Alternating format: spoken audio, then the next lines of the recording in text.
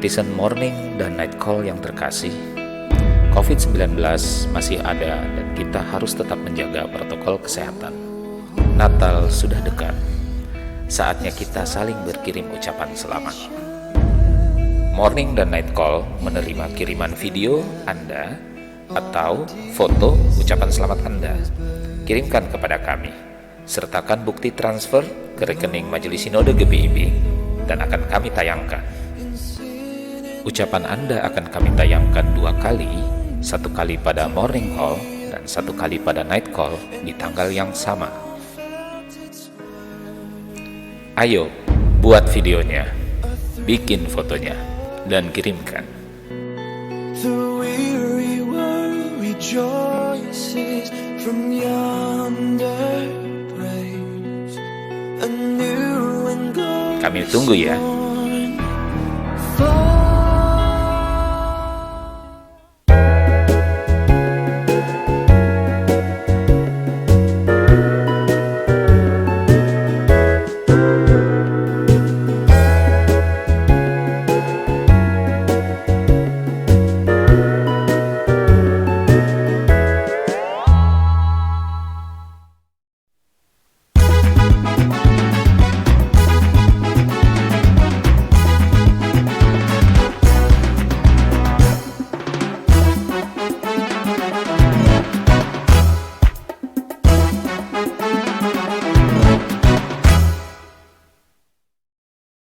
Selamat malam Bapak Ibu dan saudara-saudara yang diberkati Tuhan.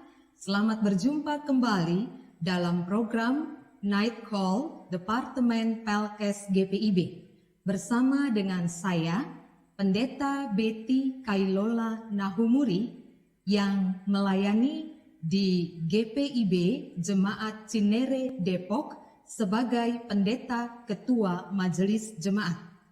Malam hari ini, sebelum kita beristirahat, mari kita sejenak merenungkan firman Tuhan. Kita berdoa. Firman-Mu, pelita bagi kaki kami dan terang pada jalan kami, ya Tuhan. Firman-Mu jugalah yang memberikan kekuatan dan pemulihan, baik ketika kami bekerja ataupun ketika kami beristirahat di malam hari ini. Karena itu, tolonglah kami agar ketika firman Tuhan dibacakan dan diberitakan, kami semua dimampukan untuk taat dan setia mendengar dan melakukannya dalam kehidupan kami setiap hari. Bersabdalah Tuhan, kami mendengarnya. Dalam nama Tuhan Yesus kami berdoa. Amin.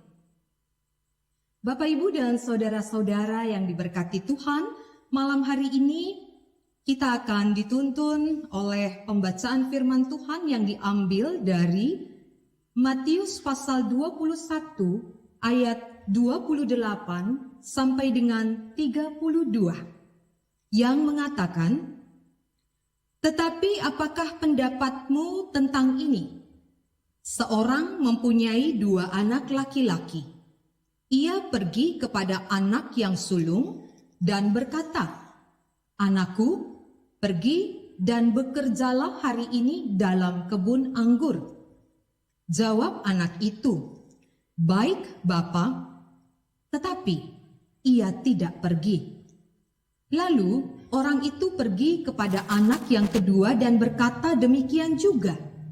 Dan anak itu menjawab, 'Aku tidak mau.' Tetapi kemudian ia menyesal, lalu pergi juga. Siapakah di antara kedua orang itu yang melakukan kehendak ayahnya?"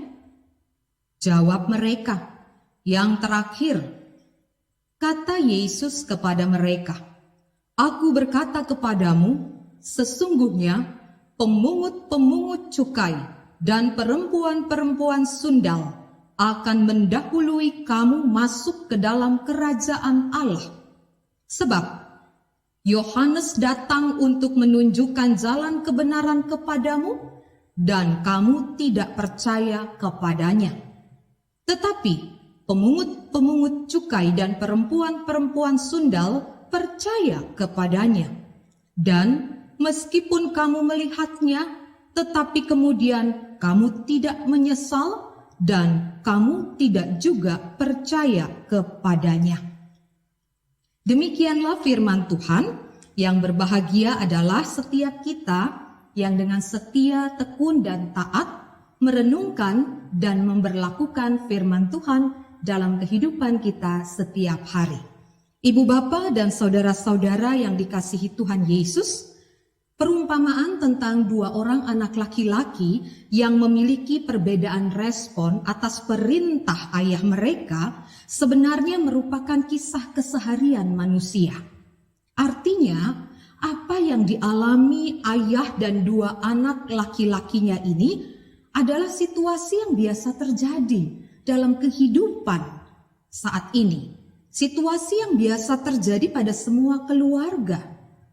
Karena memang kejadiannya atau peristiwa semacam ini bukan peristiwa yang luar biasa yang jarang terjadi. Sang ayah sebagai orang tua, sekaligus dia sebagai kepala keluarga, dia memiliki otoritas, dia punya wewenang, dan dia juga punya tanggung jawab penuh untuk mengatur keluarganya, termasuk juga anak-anaknya. Nah, ibu bapak dan saudara-saudara, bagi seorang ayah yang memiliki usaha ladang anggur atau kebun anggur yang dikelola sebagai sumber nafkah keluarga, seorang ayah ini dia bertugas sebagai pemilik tapi sekaligus juga pengelola dari kebun anggur tersebut yang memberikan kesempatan kepada anak-anaknya untuk belajar, untuk ikut mengelolanya juga.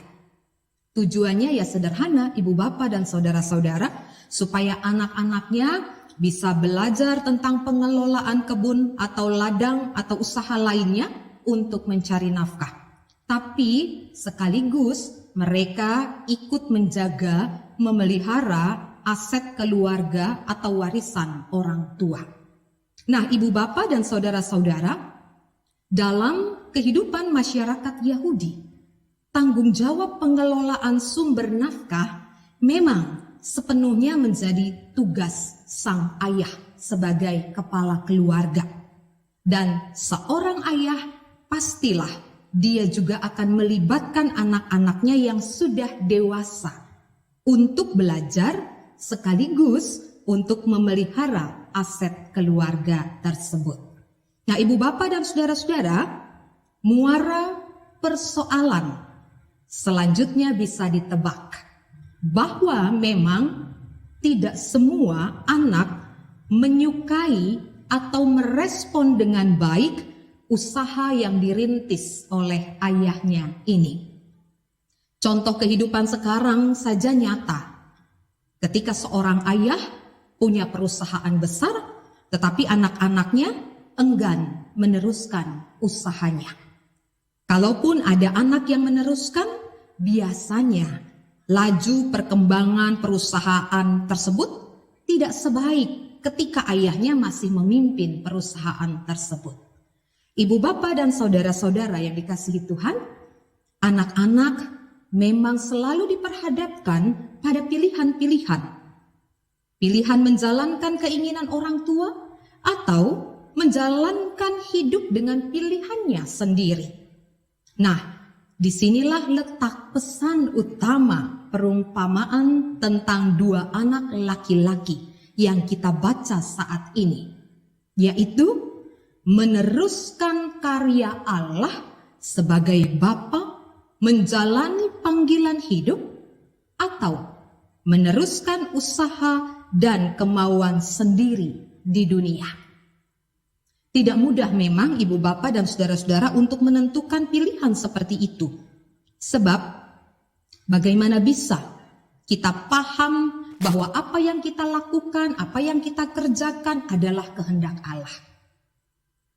Nah, disinilah ibu bapak dan saudara-saudara unsur mendasar untuk mengetahui kehendak Allah, yaitu ketaatan.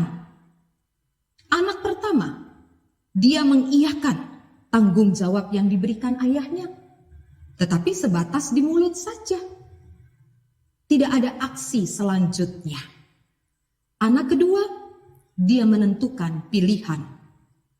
Tidak mau melanjutkan karya ayahnya pada awalnya, tetapi akhirnya dia menyesal, dia sadar. Lalu kemudian dia bertindak nyata, melakukan seperti apa yang dikatakan ayahnya. Ibu bapa dan saudara-saudara yang diberkati Tuhan, kesetiaan dalam merespon panggilan Allah tidak sekedar dibalut oleh kalimat "iya" dengan segenap hatiku, seperti ungkapan pernyataan iman atau janji yang kita ucapkan dalam ibadah-ibadah khusus. Merespon panggilan Allah tidak hanya sebatas kata dan ucapan, tetapi harus dengan tindakan nyata.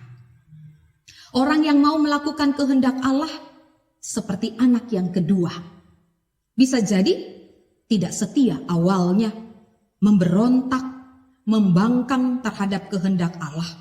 Tetapi pada akhirnya dia sadar, dia bertobat bahwa segala yang bukan kehendak Allah kalau dilanjutkan dalam kehidupan pasti berujung sia-sia. Maka pilihan terbaik adalah meneruskan, melanjutkan kehendak Allah dalam dunia. Ibu bapa dan saudara-saudara yang dikasihi Tuhan, apa kehendak Allah bagi kita di saat ini?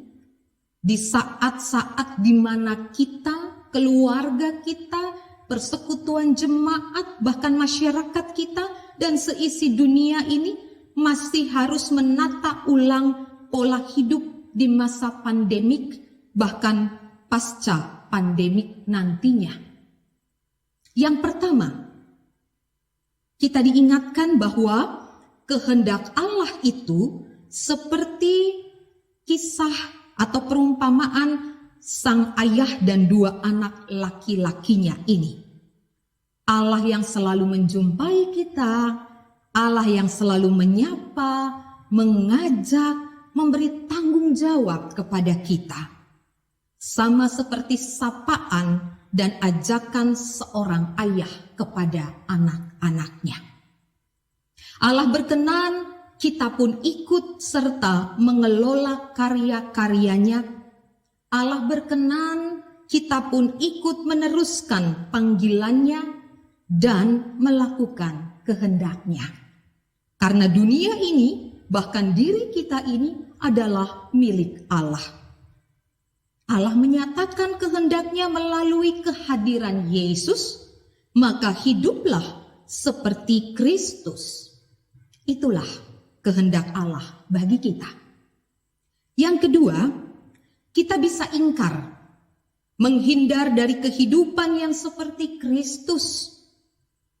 Banyak bicara tentang kasih, tetapi seringkali karakter kita tidak sejalan dengan kasih itu.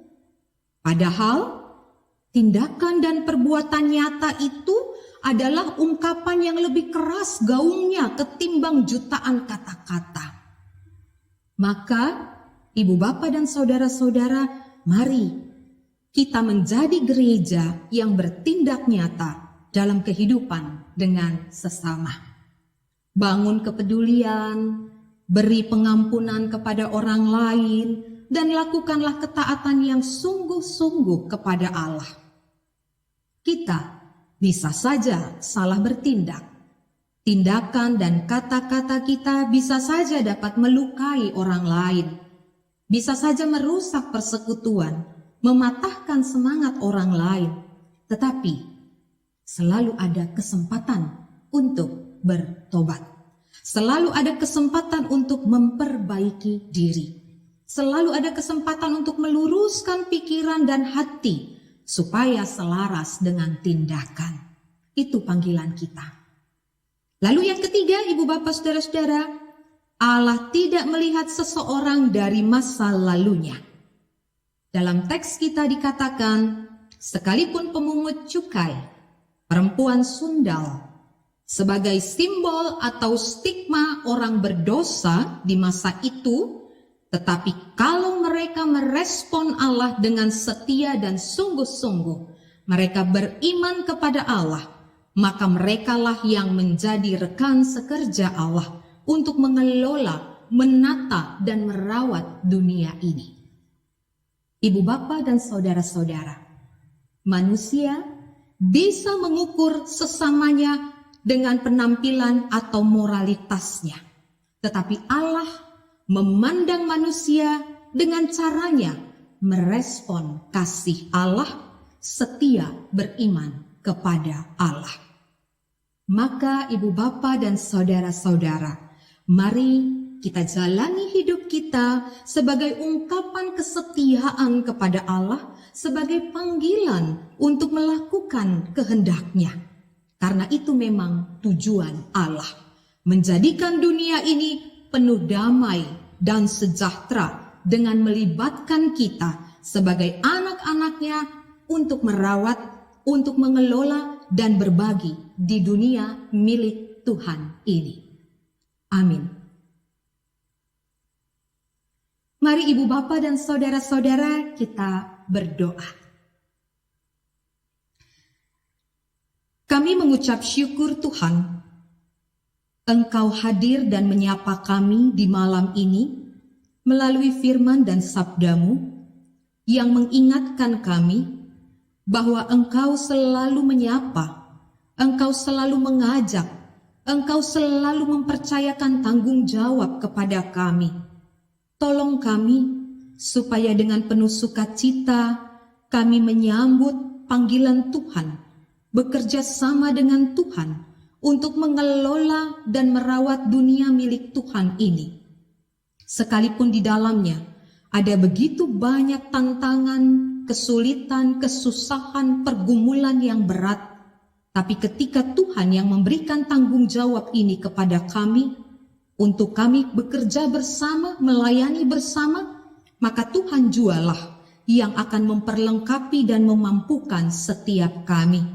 Baik di tengah-tengah keluarga kami, di tengah-tengah pekerjaan kami, di tengah-tengah masyarakat di mana kami tinggal. Pada malam hari ini Tuhan, sebelum kami beristirahat, kami juga bersyukur Engkau sudah menolong kami dalam pekerjaan dan tugas serta pelayanan kami di sepanjang hari ini. Apa yang sudah kami lakukan dan kami kerjakan, berkenan Tuhan memberkatinya. Dan biarlah semua pekerjaan pelayanan kami yang sudah kami lakukan di sepanjang hari ini boleh menjadi persembahan yang berkenan di hadapan Tuhan, menjadi berkat bagi banyak orang yang kami jumpai.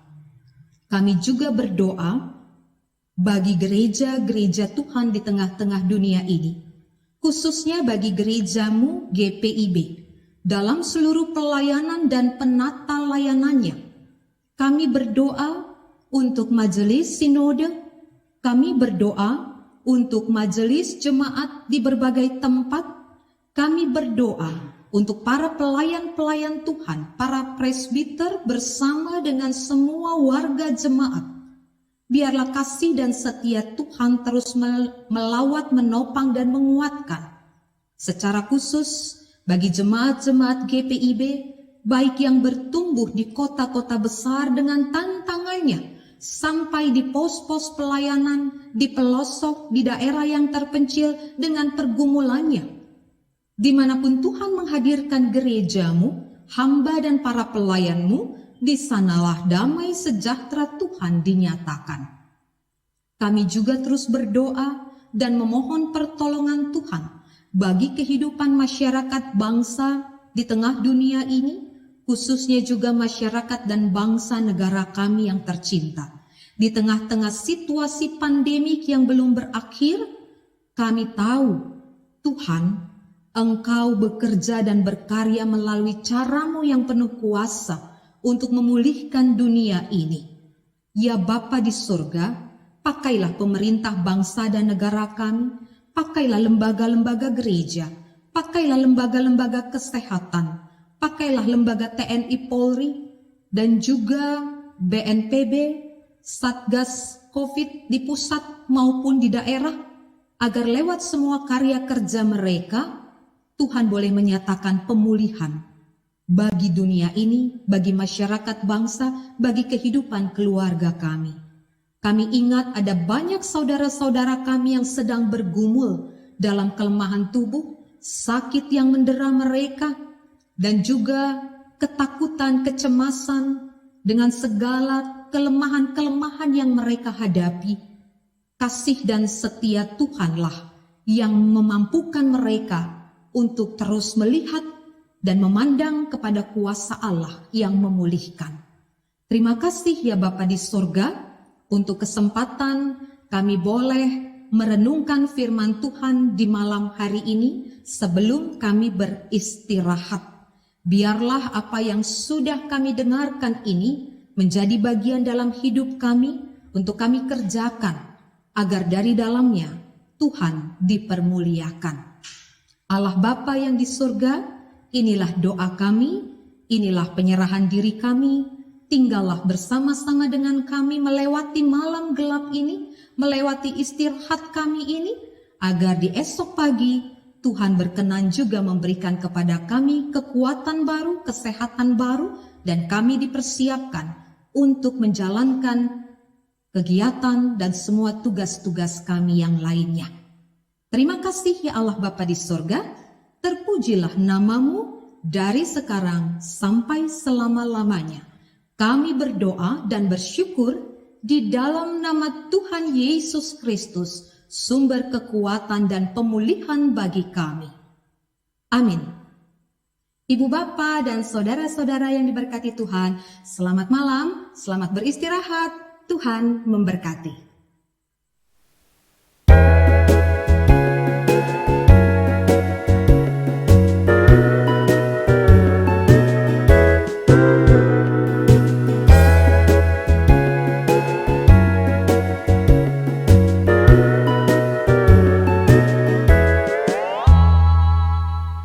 Netizen morning dan night call yang terkasih, COVID-19 masih ada dan kita harus tetap menjaga protokol kesehatan. Natal sudah dekat. Saatnya kita saling berkirim ucapan selamat. Morning dan night call menerima kiriman video Anda atau foto ucapan selamat Anda. Kirimkan kepada kami. Sertakan bukti transfer ke rekening Majelis Sinode GBIB dan akan kami tayangkan. Ucapan Anda akan kami tayangkan 2 kali, 1 kali pada morning call dan 1 kali pada night call di tanggal yang sama. Ayo, buat videonya, bikin fotonya, dan kirimkan. The weary world rejoices from yonder praise. A new and glorious Kami tunggu ya.